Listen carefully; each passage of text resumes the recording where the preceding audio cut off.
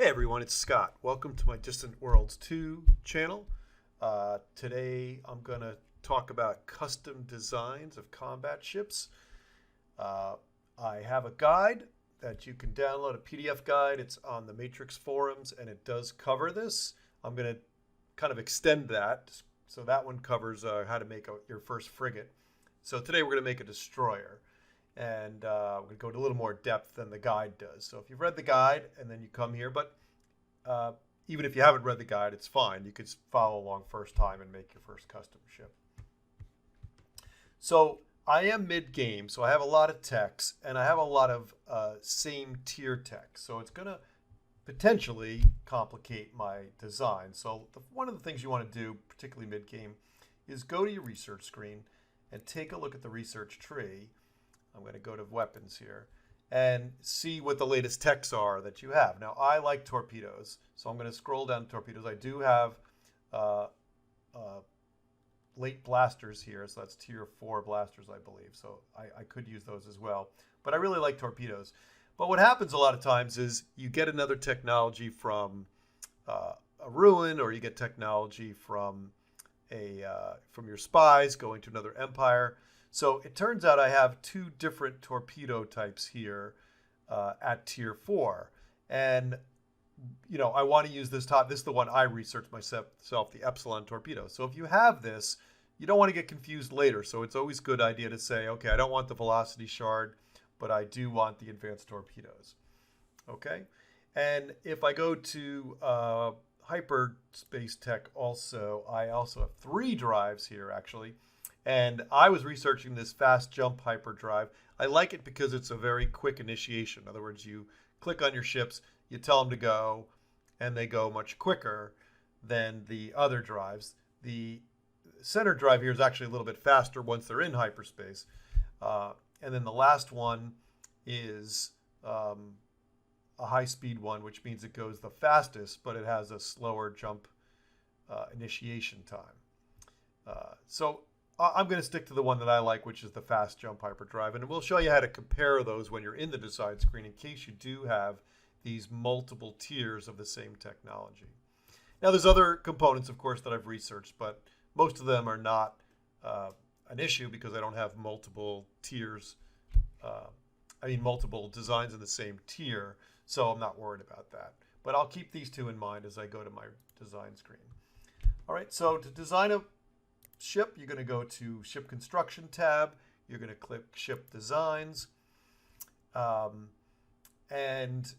mid-game, I'm going to put this back to what you would see. So probably you would see this screen here. So mid-game, there's actually a lot of designs. So filtering is really, really important. Early game, you probably can see right away where you want to be and you don't need to filter. But it's a good habit to do right away. So what I'm going to do is I'm going to filter all types by state ships, because that's the combat ships. That's all I really care about.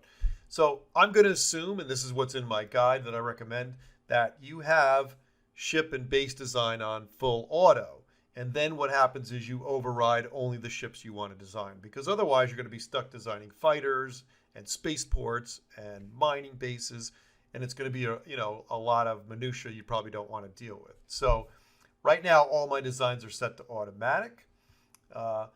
And I've filtered by state ships, so I don't have to see all those other ships. There are other designs, particularly, for example, for derelict ships that you find. There's other active designs, which means there's a bunch of different destroyers out there with different designs. But I've set it for latest buildable design, and that's all I really care about, and that's what's going to show up when I go to build a ship. Now, I'm going to build a destroyer. So if I already have a destroyer design that the AI made for me and I'm not interested in it, I can just delete it, which is what I'm going to do. If this was a design that I made earlier, I might want to upgrade it instead of delete it.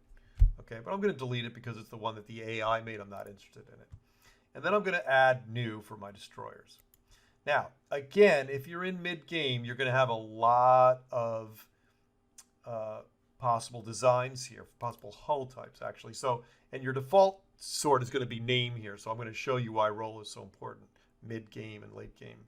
So you can see I have multiple destroyers to choose from here, but they're all kind of separated. And so are my frigates. I have 3 different types of frigates. So I'm going to sort by role, which isn't the default, but when I sort by role, now I can see all my destroyer types here, and that's what I really want. I only have one carrier type because I just researched that, the first carrier tier, which is light carriers, and I only have one battleship type. So those aren't such a big deal, but for my frigates and for my destroyers and escorts, and I usually leave the escorts to the AI, I don't really care about them. But for my destroyers, I want to see all the possible hull types. So you can see there's 4 different types here with different advantages that, we'll go into it another video perhaps. But I want one of these larger ones for 675 here because that's my latest design. Okay, and I'm going to pick Fleet Destroyer. That's the one I like. Now, regardless of if you have 1 or 4 here, you're going to pick one, and then you're going to hit Auto Generate New Design. If you really never want to use manual because you'll have to put in everything from the engines to the crews to the like damage control units and all these other components that it will take a long time to get familiarized with. You don't need them. The auto generate from the AI does a pretty good job. And so when I click it, I'm going to get a pre-made ship that's pretty much close to what I want. In fact, mostly I'm going to edit the hyperdrive because I had 3 different designs and I'm not sure which one the AI picked. And I'm going to customize my weapons and my defensive weapons. And that's about it. I may add a shield or 2 if they didn't fully load my shield bays up. But that's pretty much what I'm going to do. But most of it's done for me, which is great.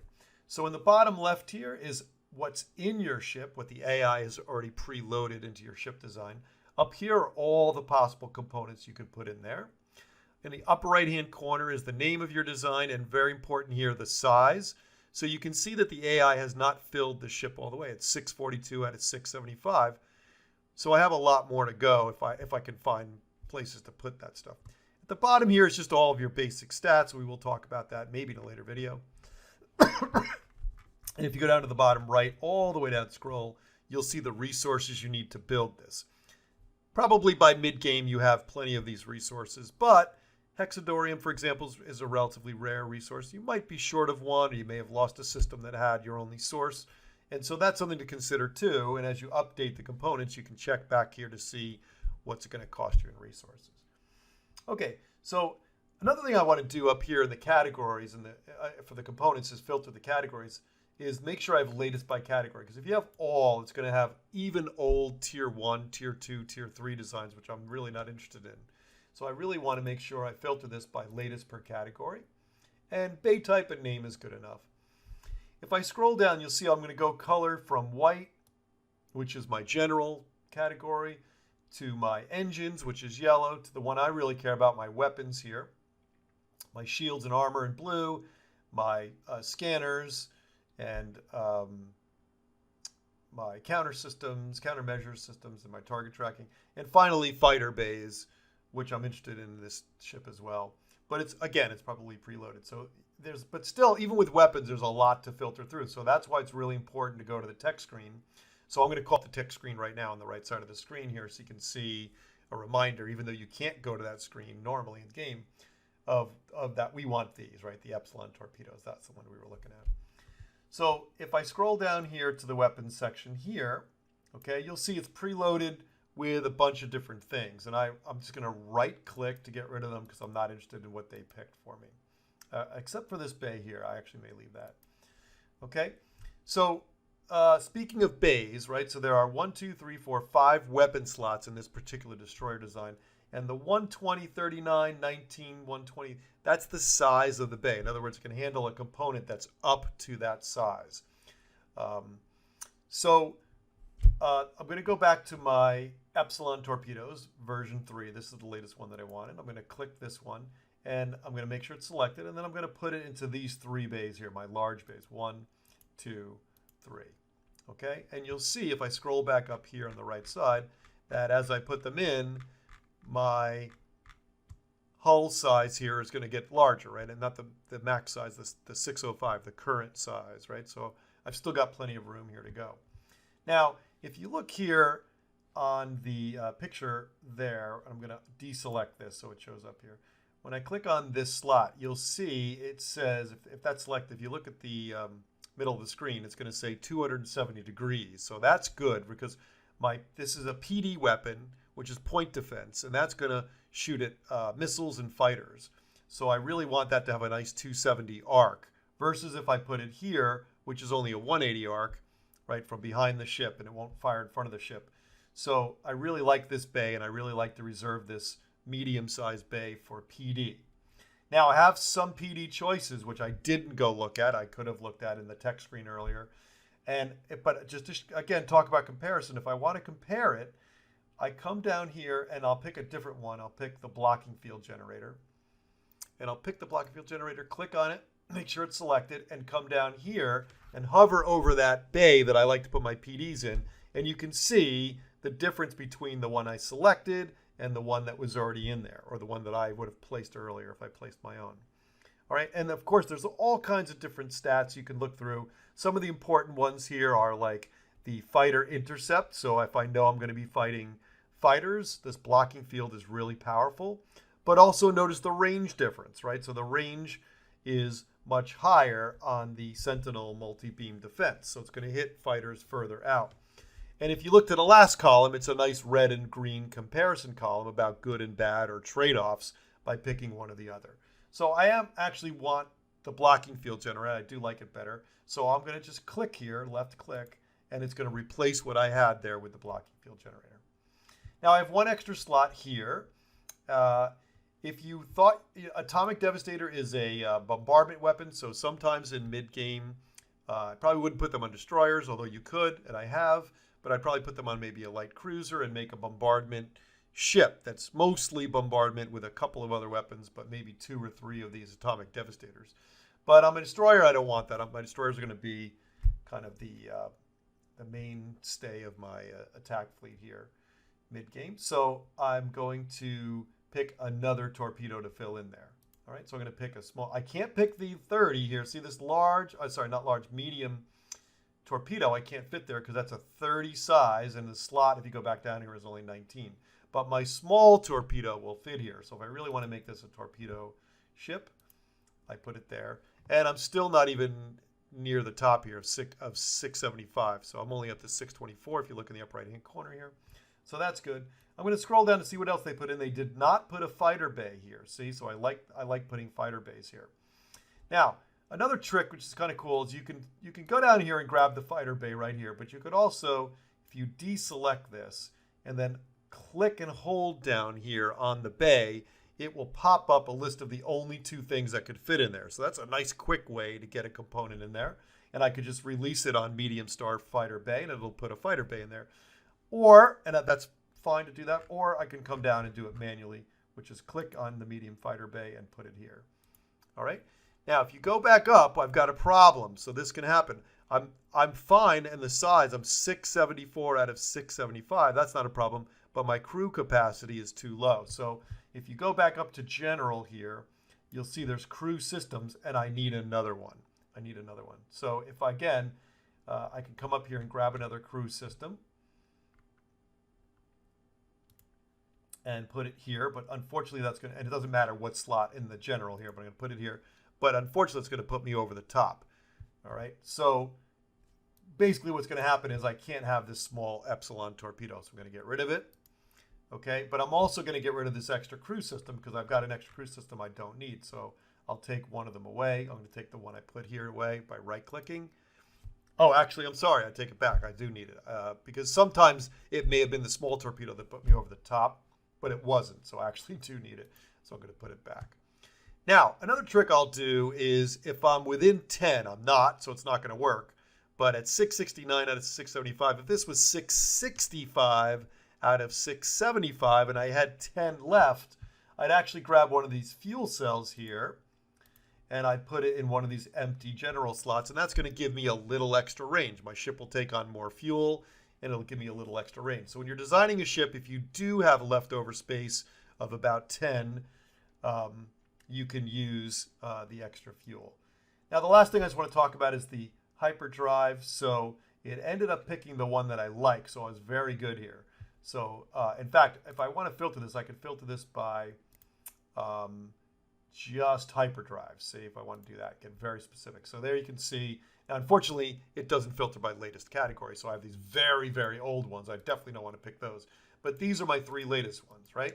So if I put the text screen back up here on the right, you'll see that the one I wanted, the one that has the best initiate, which means that they go very quickly. They get out of trouble quickly, and they also get going as soon as I tell them to go, much quicker than the other drives, is this Caldos drive. So it's a nice compromise drive I like. I already have it, so it's not a problem here. But if I did want to go back and compare the other drives like I showed you earlier with the weapons, or the PD with the point defense, is click on this drive here and hover over the other drive. Sorry, I clicked it too many times. And again, just like earlier, you can see the comparison, right? So you can see that the other drive that I'm not selecting here, the Garrex drive, is faster, right? But it has a slower initiation time, so it takes longer to get going. So, but if I wanted to pick it, I would just left click it now and it would replace my other hyperdrive. Okay, so that's about it. You really don't need to change much. In fact, you probably don't even have to mess with the hyperdrive. I'll talk about engines in a second. If you have room and you don't have any more room for weapons and you want to put an extra engine in, that always helps. In fact, for torpedoes, it's a good thing. I'm going to talk about that in a second. But most of the time, and my shield, by the way, my shields and armor were fully filled here. They gave me 2 armor and 3 shields, which is what I like. It's a short-range sensor by default, so that's good. So everything else was fine. I really only had to mess with the weapons, and still I was able to tweak my ship to be as strong as possible and to the style of combat that I like to play. All right. Now, the last thing you want to do, and it's optional, it's not critically important, and it can be overridden. So it's not, if you didn't do it now or forgot about it, it's not the end of the world. But up here, you can pick this design's default ship tactics, okay? So the role within fleet's kind of important. Attack is the center. Close escort is around the attack ships, and picket is the outermost part of the fleet. So these would be ships that would go out first and approach the enemy, whereas the attack ships are going to be in the center of your fleet. And because I'm using torpedoes here, I'm actually going to leave it on attack. All right. Invade colonies, not so important for me. There's no transports. I can't hold troops, so I really don't care about that. Retreat is fine. Again, whatever you want to select here. I usually like to stay to the bitter end, so I'm going to leave this. This is pretty much bitter end down here, or never, of course, is the ultimate bitter end. But these two are actually pretty important. Here, the attack stance against stronger targets and the attack stance against weaker targets.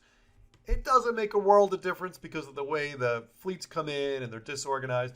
But if you put cautious here, it does allow your destroyers, in this case my destroyers with torpedoes, it allows ships that use long-range weapons to kind of hang back and try to keep their distance from the enemy so that the enemy has to move into them, and therefore their long-range weapons can hit first. Versus weaker targets, it's not so critical, but I absolutely do set this to cautious just in case. And the engagement range, which is another discussion, but I like to default it to same system, which means my ships will only fight things. They won't try to leave the system to fight something.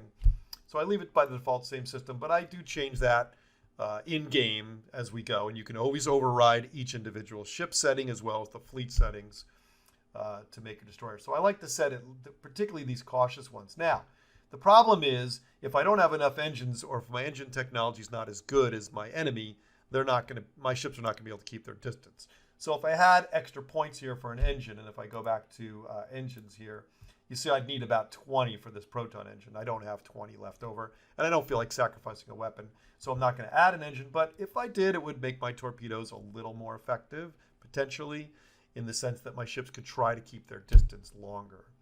All right. Last thing I want to do is name my design. I usually like to name it DD for destroyer, and then I give it a name. And it will automatically add version numbers later. So, and again, hopefully you have not used this name before. The recommendations here will tell you things like energy collection. We're not going to talk about that in this particular video. And maneuvering rate's a little low. It's fine. It's not going to really affect much. I can go down and see how my movement's going to be. The main thing I want to make sure is that my reactor, which it can, there's no warning here. The main thing you want to make sure is your reactor or reactors, there's 2 of them, which is overkill actually in this design, can handle your hyperdrive. Otherwise, it won't be able to use all of its speed. But this chart here actually shows, see, the hyperdrive is blue, and this yellow is the energy. So as long as this blue bar doesn't go over the yellow, you're good. You're going to be able to use your full maximum potential hyperdrive. Okay, I already have a design with this, probably because I did it before, so I'm going to actually change the name. So I'll change it after, I think it was a British destroyer. I've already a name like that too. Okay, so I'll call it 2. That's fine. Oh, no, I know what happened. I probably don't have a design of that. I've got to hit enter. So it's a little kind of a weird thing, or it doesn't update live. So I have to hit the enter key. There you go. So when you hit enter to register the name, then it will check to see if you have a same name. And that's it, really. So I'm going to hit save and exit. Now, I want to switch this to manual because I don't want, that's very important. I don't want the AI to be changing this every time a new technology comes out, except to update a version, which is great. It's going to do that automatically, actually. But and if I had another design here and I didn't want any more, I could just obsolete it. I don't have to delete it because I may want to use it for another at a later time or something. You can always obsolete a design, and then it will no longer be buildable. You won't see it in the build menu, and that works great too. All right, but I'm going to leave it active because obviously I just built it, and I want to leave this on manual. Very important. And then in the future, when you get some new text, you may want to upgrade the ship. You don't have to redesign it. You just click on it, hit upgrade, and the AI will make a new version. It'll update the name to have a version number change, and it will try to make newer versions of all the components you picked. It's not perfect. Sometimes the weapons still have to be manually done, but everything else will upgrade nicely. So when you do upgrade your design because you've got some new text, all you got to do is change the weapons out or check that the weapons are exactly what you want and maybe fiddle with the weapons. But other than that, the upgrade is very, very easy. Okay, so I want to show you one more really cool thing. I'm going to build one of these ships, okay? So I'm going to close my design screen. And then I'm going to go to my spaceport here. And I'm going to build one of these ships. So I'm going to come down here and I'm going to see there it is. There's my design. If I had 2 active designs, I might see 2 destroyers here. You really want to try to avoid that. There is some use for it, but the fleet templates and everything else doesn't really work well with multiple designs of the same ship type. So you really want to avoid it. There's too many trade-offs with that. So I've only got my 1 destroyer. Everything, this is a cruiser, this is a frigate. So that's great. So I'm going to build 1 destroyer. I'm going to let the game run. Now, what I want to show you is I'm about to get a new tech. So my fission reactor, which is version 2 in my ship, I'll show you that in a second, is going to have a new version available. And I'm like, oh, I got to upgrade my ship. I want to show you that that happens automatically, that new versions do not have to be upgraded by you. So I'm going to let the ship get built. I'm going to unpause the game. I'm going to double click select my ship. All right. You can see here, there's my design, and I'm going to click on this in a second as soon as my ship comes out. All right, I'm on ×4 here. Okay, so when my ship comes out, I want to show you the design. It should be built pretty quickly. Click on your spaceport to watch your design being built, your ship being built, excuse me. So I'm at 52% already. And it's almost here. So what's really cool is as soon as this tech changes, I want to pause right before it does, and then I get a chance. I want to get really close, and then I'm going to show you how it automatically retrofits for version numbers only, not a new name of a weapon or even a new hyperdrive. Okay, I'm going to pause the game. Now the ship didn't quite make it out yet. Oh yeah, I guess it did. Okay. Right, so there it is. Yep, DD Ulster. Okay, so double click. It's coming out. It's just sticking out of the spaceport now, but I want to show you this. So there's my new ship. If I click here on this design, right, it says size 669 destroyer, right? Click for details. It's going to take you back to the design screen, but you can't edit anything. But it's going to show you, right, just your components, right? You don't see the ability to add components or anything. But I wanted you to look at my fission reactor. You see that it's version 2 right now, okay? Version 2. I'm about to, in about 5 seconds, discover version 3. So you'd think to yourself, oh, I've got to upgrade my design if I want the latest fission reactor. It's going to do it automatically, as long as it's a version number only. So you see that this is version 2. And if I go back to my main screen here, this is version 3, right? So if I go to my text screen 2 and see the details, let me let that run. And as soon as it hits 100%, I want you to watch what happens to my design, right? Okay, so I'm going to pause the game again. Now, that design Doesn't look like it changed here, right? There's my design, the DD Ulster. It doesn't say version 2 or anything like that. But if you click on this right now, and you click on the fission reactor, it's version 3. So you don't have to worry about retrofits. You don't even have to bring the ship back to the spaceport. They'll automatically retrofit the ships to the latest version of the same name component, all right? And the same thing here for my torpedo. So this is version 3. I don't remember if there's a version 4, but if there's a version 4 of my torpedoes, I don't have to redesign it. I don't have to hit that upgrade button that I showed you earlier. I don't have to bring it back to a spaceport and hit retrofit. It'll automatically update this to the latest version. Okay, so that's it. That's kind of a crash course in designs. I hope you learned a lot from that. I hope it was helpful. Don't forget to download my guide, which goes over an even more rudimentary version of custom designing. And I'm probably going to make a more advanced one, a late game, and I'm going to talk more about some of the components. So look for that video too. And good hunting.